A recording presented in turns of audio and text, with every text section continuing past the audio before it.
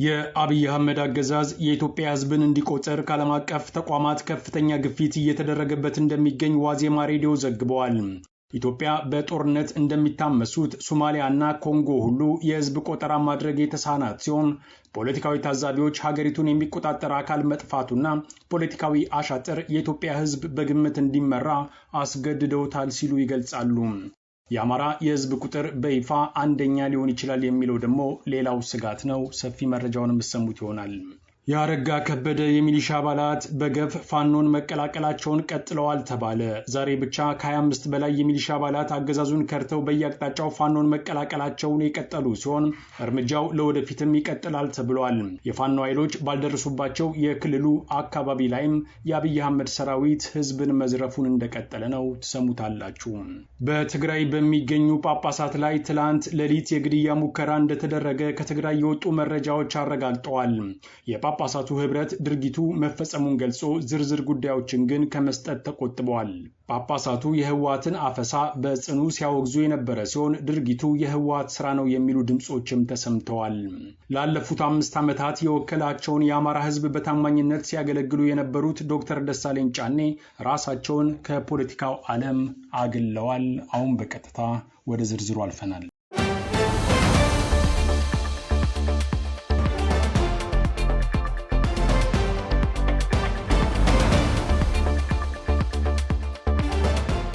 የብልጽግናው አገዛዝ የአገሪቱን ህዝብ እንዲቆጠር ዓለም አቀፍ ተቋማት ግፊት እያደረጉበት እንደሚገኙ ዋዜማ ሬዲዮ ዘግበዋል። እነዚህ ተቋማት ከዚህ በፊት ለታብሌት መግዣ የሚሆን 22 ሚሊዮን ዶላር ለዚሁ ዓላማ ለብልጽግናው አገዛዝ የሰጡ ቢሆንም ገንዘቡም ስራውም የት እንደገባ የሚታወቅ ነገር የለም ሲል ጣቢያው ጨምሮ ጠቅሷል። ከገንዘቡ ጉዳይ በላይ ግን የብልጽግናው አገዛዝ በአገሪቱ ቆጠራ እንዲካሄድ ከናካቴው እንደማይፈልግ ፖለቲካዊ ምሁራን ግምታቸውን ያስቀምጣሉ። ለዚህም ዋነኛው ምክንያት የውጤት ለውጥ ሊኖር ይችላል የሚል ሲሆን ከ17 ዓመት በፊት የተደረገው ቆጠራም ከጥቅም ውጪ እንደሆነ በማስረዳት ላይ ናቸው። 1999 ላይ ተደረገ በተባለው ቆጠራ የአማራ ህዝብ በሙሉ አልተቆጠረም የሚል ከፍተኛ ትችት ሲዘነዘር የቆየ ሲሆን በአገሪቱ ብሔርን በተመለከተ የሚደረግ ቆጠራ አዲስ ለውጥ ይዞ ሊመጣ እንደሚችልም እነዚሁ ምሁራን ያስረዳሉ። ይህንን ደግሞ የኦህዴድ አገዛዝ አጥብቆ የሚፈራው ሲሆን ከቆጠራ ይልቅ በግምት ሀገር መምራት የተሻለ ነው የሚል ድምዳሜ ላይ የደረሰ ይመስላል ተብሏል። አፍሪካ ውስጥ ቆጠራ ከማያደርጉ ሀገራት ውስጥ ኢትዮጵያ ለመመደብ የበቃች ሲሆን በጦርነት የሚታመሱት ሶማሊያና ኮንጎ የመሳሰሉ ሀገራትም ከኢትዮጵያ ተርታ ተሰልፈዋል። ኤርትራ ደግሞ ጭራሽ ቆጠራ አያስፈልግም የሚል አቋሟን ቀጥላበታለች ይባላል። የህዝብ ቁጥሩ ስንት እንደሆነ አለመታወቁ ራሱ አገዛዙ በሚመድበው በጀትና ኮታ ላይ ከፍተኛ ምስቅልቅልን እየፈጠረ የሚገኝ ሲሆን አበዳሪ ተቋማትም ድጋፋቸውን ከጊዜ ወደ ጊዜ በመቀነስ ላይ እንደሚገኙ የዋዜማ መረጃ ያመለክታል። የአካባቢው ፖለቲካዊ ታዛቢዎች ግን ከሁሉ በላይ የብልጽግናው አገዛዝ ሀገሪቱን መቆጣጠር ባለመቻሉ የመጣ ቀውስ አድርገው ይመለከቱታል ተብሏል።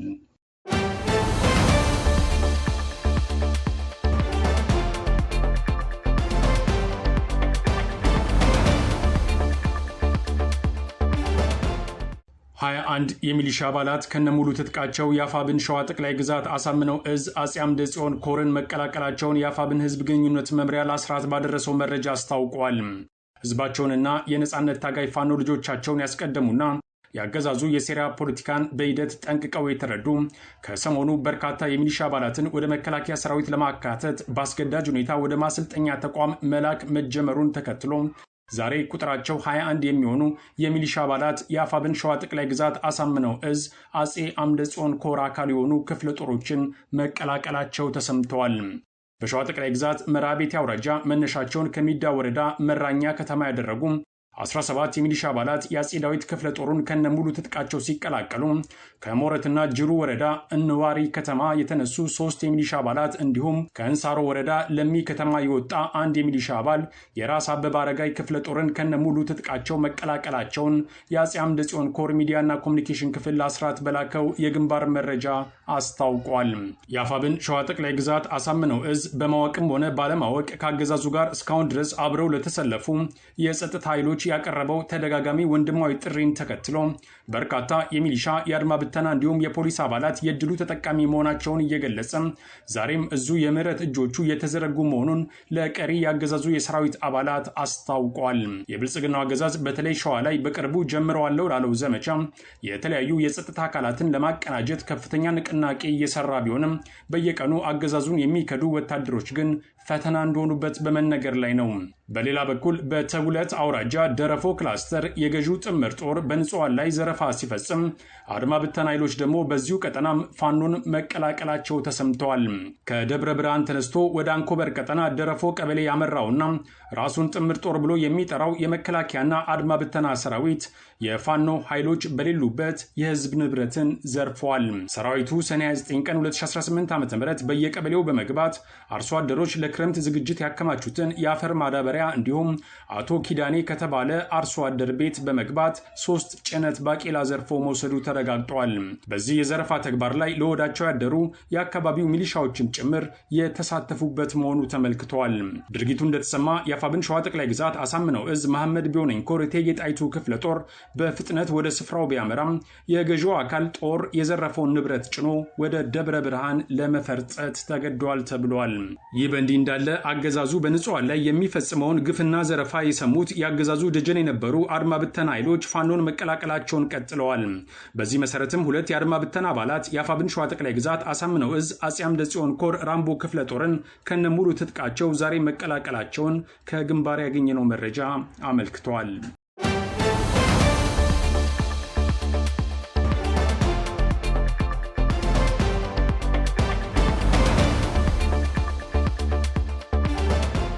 በኢትዮጵያ ፖለቲካ ውስጥ የአማራን ሕዝብ በመወከል ብልጽግናን ሲፋለሙ የቆዩት ዶክተር ደሳለኝ ጫኔ የፓርላማ ቆይታቸውን ማጠናቀቃቸውን ተከትሎ ባስተላለፉት መልእክት ከፖለቲካው ዓለም ለመውጣት መወሰናቸውን አስታውቀዋል። ባለፉት 5 ዓመታት የህዝብ ድምፅ በመሆን ሲያገለግሉ የቆዩት ዶክተር ደሳለኝ ጫኔ የፓርላማ አባልነታቸው መጠናቀቁን ተከትሎ ከማንኛውም ቀጥተኛ የፖለቲካ እንቅስቃሴ ራሳቸውን ማግለላቸውን ይፋ አድርገዋል። የባህር ዳር ከተማ መራጮችን ወክለው በምክር ቤት የቆዩት ዶክተር ደሳለኝ የህዝብ አገልጋይነት ጉዟቸውን በኩራት ማጠናቀቃቸውንም ለወከላቸው ህዝብ አስታውቀዋል ተብሏል። እና አብይ አህመድና የሚዲያ ሚሊሾቻቸው ከፓርላማ ስብሰባ በኋላ ዶክተር ደሳለኝ ጫኔ ከአብይ አህመድ ጋር ችግኝ ተከለ በማለት ፖለቲካዊ ትርፍ ለማግኘት ቢሯሯጡም ዶክተር ደሳለኝ ግን 24 ሰዓት ባልሞላ ጊዜ ውስጥ የብልጽግና አንድነን ፕሮፓጋንዳ ላይ ውሃ ቸልሰውበታል። ብዙዎች ዶክተር ደሳለኝ ጫኔ ስልጣን ቢፈልጉ አብይ አህመድ ተሽቀዳድሞ ስልጣን ይሰጣቸው ነበር የሚል ግምታቸውን ያስቀመጡ ሲሆን ዶክተር ደሳለኝ የወሰኑት ውሳኔ የሚጠበቅ ሆኖ አልፈዋል። ዶክተር ደሳለኝ ጫኔ ባለፉት 5 ዓመታት ከ2014 ጀምሮ እስከ 2018 ዓ.ም ድረስ በምክር ቤቱ ያሳለፉትን ቆይታ በይፋ ማጠናቀቃቸውን ተከትሎ ባስተላለፉት መልእክት የህዝብ አደራን በመወጣት የተሰማቸውን ክብር ገልጸዋል። ከፖለቲካ ህይወታቸው በፊት በነበረው የ10 ዓመታት የማህበረሰብ አገልግሎት በተለይም በጣና ሐይቅ እምቦጭ አረም ዙሪያ በአክቲቪስትነት ሲያከናውኑት የነበረው እንቅስቃሴን በማስታወስ የህዝብ ድምፅ መሆን መቻላቸውን ስለመጠቀሳቸው ዶክተሩ በማህበራዊ ትስስር ገጻቸው ካስተላለፉት መልእክት ተመልክተዋል። በዚህ ወቅት ለገጠማቸው ፈተናና ጫና ሁሉ ለፈጣሪ ምስጋና ያቀረቡት ዶክተር ደሳለኝ በተለይም ከ2 ዓመት ተኩል በፊት በነበረው እስራት ጊዜ ከጎናቸው ለቆሙ ወገኖቻቸውና የባህር ዳር መራጮቻቸውን አመስግነዋል። ከአብይ አህመድ ጋር በነበራቸው ቆይታ አብይ አህመድ አብረን እንስራ በማለት ጥሪ ማቅረባቸውንና በምክር ቤቱ እንዲቀጥሉ ፍላጎት ማሳየታቸውንም ጠቅሰዋል። ይሁን እንጂ ዶክተር ደሳለኝ በአሁኑ ወቅት ውሳኔያቸው የተለየ መሆኑን አስታውቀዋል። ከዚህ የፓርላማ ተሳትፎ በኋላ ራሳቸውን ከማንኛውም ቀጥተኛ የፖለቲካ እንቅስቃሴ በአባልነትም ሆነ በደጋፊነት ማግለላቸውን ይፋ ባደረጉት የማህበራዊ ትስስር ገጻቸው አስታውቀዋል። ዶክተር ደሳለኝ ወደፊት በሙያቸው ሀገራቸውን ለማገልገል በግሉ ሴክተር ላይ ለመሰማራትና ለቤተሰቦቻቸው ጊዜ ለመስጠትም መወሰናቸውን ጨምረው ገልጸዋል። ምንም እንኳን ከፓርቲ ፖለቲካ ቢወጡም የአማራ ሕዝብ አንድነት የሚያጠናክሩ ብሔራዊ እርቅን የሚደግፉና የዜጎችን ኑሮ የሚያሻሽሉ ሀገራዊ ጉዳዮች ላይ በሙያቸው አስተዋጽኦ ለማድረግ መዘጋጀታቸውንም አረጋግጠዋል። ዶክተር ደሳለኝ መልእክታቸውን ሲያጠቃልሉ የመጪው 2019 ዓ.ም ለኢትዮጵያ የሰላም የፍቅርና የተስፋ ዘመን እንዲሆን መልካም ምኞታቸውን አስታውቀዋል።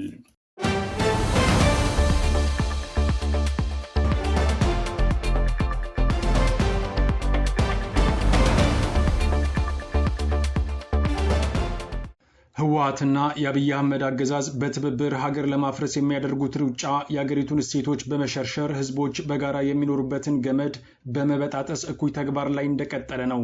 ህወሓትና አብይ አህመድ አንድ አምሳል እንደመሆናቸው መጠን የስልጣን ፍላጎታቸውን በየፊናቸው ለማሳካትና ቀጣዩ ጦርነት በአሸናፊነት ለመደምደም ዝግጅታቸውን ከያቅጣጫው የቀጠሉ ሲሆን አፈሳና ወታደራዊ ስልጠና ደግሞ ዋናው መገለጫ ነው ይባላል። በተለይ ህወሓት የተገኘውን የትግራይ ወጣት በሙሉ ማፈሱን የቀጠለ ሲሆን ገና ጦርነቱ ሳይጀመር ፖለቲካዊ ቀውሱንም አባብሶታል እየተባለ ነው። ህወሓት የጀመረው ይህ ዘመቻ ከዓለም አቀፍ ተቋማት ሳይቀር ውግዘትን ያስተናገደ ሲሆን ራሳችንን ችለን ከኦርቶዶክስ ቤተክርስቲያን ወጥተናል የሚሉና በክልሉ የሚገኙ ጳጳሳትም የዚህ ተቃውሞ አካል መሆናቸውም በመነገር ላይ ነው። ምንም ከማድረግ ወደ ኋላ የማይለው ህወሓት ታዲያ እነዚህን ጳጳሳት ለመግደል ሙከራ ያደረገ ሲሆን ጳጳሳቱ በታምር በህይወት መትረፋቸውን ከትግራይ የወጣው መረጃ አመልክተዋል። ይኸው የግድያ ሙከራ አክሱም ከተማ ውስጥ የተሞከረ ሲሆን በጳጳሳቱ መኖሪያ ቤት ላይ ሌሊቱን ተኩስ እንደተከፈተባቸውም የዓይን እማኞች አረጋግጠዋል። ጳጳሳቱ ላይ የተሞከረው ግድያ ሙሉ ዓላማው በግልጽ ያልታወቀ ሲሆን የትግራይ ኦርቶዶክስ ተዋሕዶ ቤተክርስቲያን መንበረ ሰላም ብሎ ራሱን የሚጠራው ስብስብ ድርጊቱ መፈጸሙን አረጋግጠዋል። ሀገሪቱ የገባችበት የማያባራ ጦርነትና ፖለቲካዊ ቀውስ የእምነት ተቋማትን እስከ መከፋፈል በግልጽ የደረሰ ሲሆን በዚህ ቀውስ ላይ የግድያ ሙከራ ማድረግ ደግሞ ችግሩን የባሰ እንደሚያወሳስበው በመነገር ላይ ነው። የብልጽግና ሰዎች ትግራይ ትሂድ የሚል የአደባባይ መልእክታቸውን ለጊዜው ጋብ ያደረጉ ሲሆን ዓለም አቀፉ ማህበረሰብ ግን አሁንም ክልሉን ልክ እንደ ሶማሌላንድና ፑንትላንድ መመልከቱን ቀጥለዋል። ህወሓትም ራሱን የሚያየው እንደ ነፃ ሀገር ሲሆን አቅም ባይኖረውም የንሄዳለን የሚመስል እንቅስቃሴው ግን እንደቀጠለ ነው ይባላል። በቅርቡም የ12ኛ ክፍል ብሔራዊ መልቀቂያ ፈተናን ለብቻው ያስፈተነ ሲሆን ተማሪዎችንም ወደ ከፍተኛ ትምህርት ተቋማት ራሱ ይደለድላል ተብሎም ይጠበቃል። ይህ ልምምድ በዚሁ ከቀጠለና የአብይ አህመድ የጦርነት ዛቻ ወደ ተግባር ከተቀየረ ክልሉ ሊለይለት ይችላል የሚሉ ፖለቲካዊ ታዛቢዎች ይህን ተከትለውም ሌሎች ክልሎችም እኛም እንሄዳለን ወደሚል ልምምድ ሊሻገሩ እንደሚችሉ ያስጠነቅቃሉ። በመሆኑም ስልጣን ላይ ያለው የኦህዴድ አገዛዝም ሆነ ህወሓት የሚከተሉት መንገድ አደገኛ መሆኑን ተረድተው የይዋጣልን እንቅስቃሴያቸውን እንዲያቆሙ የዓለም አቀፉ ተቋማትም ሆነ የህዝቡ ጥያቄ ሆኖ መጥቷል።